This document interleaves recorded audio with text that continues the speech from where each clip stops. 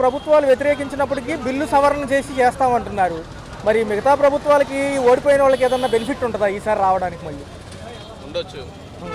కొంత విశ్లేషణ అంటే ఎలా అంటారు? ఎలా అంటే చెప్పలేం, కానీ అది కంప్లీట్గా బిల్లు బయటకు వస్తే కానీ చెప్పలేం.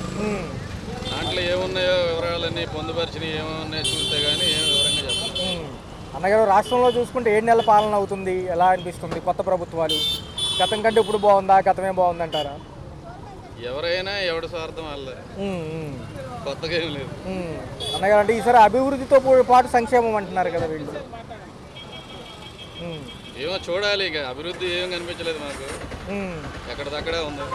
నిత్యావసర ధరలు, కరెంట్ ఛార్జీలు ఎలా అనిపిస్తున్నాయి? పర్లేదు, ధరల గురించి పర్వాలేదు. ధరలన్నీ కూడా కూరగాయలు ధరలు ఇవన్నీ కూడా తగ్గాయి, మాత్రం బాగానే ఉంది. సార్, గతంలో చూసుకుంటేనేమో సంక్షేమానికి పెద్దపీట వేశాము అని వాళ్ళు అంటున్నారు. ఈసారి ఏంటంటే కొంచెం సమయం ఇవ్వమంటున్నారు, లోటు బడ్జెట్ ఉంది కదా ఖజానాలు. వాళ్ళ మీద ఉంది అదంతా ఆధారం. ఏంటంటే ప్రస్తుతానికి అయితే ఏమీ చేసినట్టు ఏం కనబడలేదు. కొత్తగా ఏమంటున్నారంటే క్యాబినెట్ మీటింగుల్లో రేషన్ బియ్యం ఇవ్వడం కంటే బెస్ట్ సన్న బియ్యం కానీ లేదా డబ్బులు ఇచ్చేస్తామంటారు. సమంజసం అంటారు, పర్లేదా?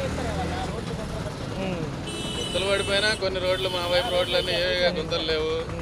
కరకట్ట రోడ్లన్నీ కూడా అధ్వానం అయిపోయినా అవేమి వేయట్లేదు.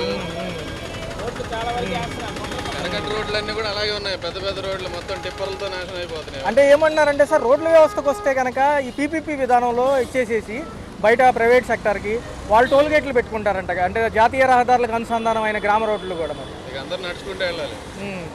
అలా చేస్తే అందరు నడుచుకుంటూ వెళ్ళాలి, వంటలు వేసుకుని వెళ్ళాలి. అంటే చాలా పెద్ద ఖర్చు అవుతుంది అంటున్నారు కదా సార్. అయి ఉండొచ్చు, కానీ ప్రతి ఊర్లో ఎవడి ఊరికి ఆడ వెళ్ళాలన్నప్పుడు ప్రతి దగ్గర టోల్ గేట్లు పెడితే బళ్ళు వదిలేసి బస్సుల్లోనూ లేకపోతే సొంతంగా నడుచుకుంటూ వెళ్ళాలి. మరేంటి సార్, ఈసారి అభివృద్ధికి పెద్దపీట వేస్తాము, 20 లక్షల ఉద్యోగ కల్పన 4 ఏళ్లలో.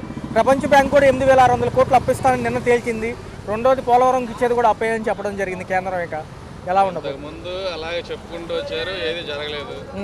ఇప్పుడు జరుగుతుందనే నమ్మకం ఎవరికి లేదు. ఓకే.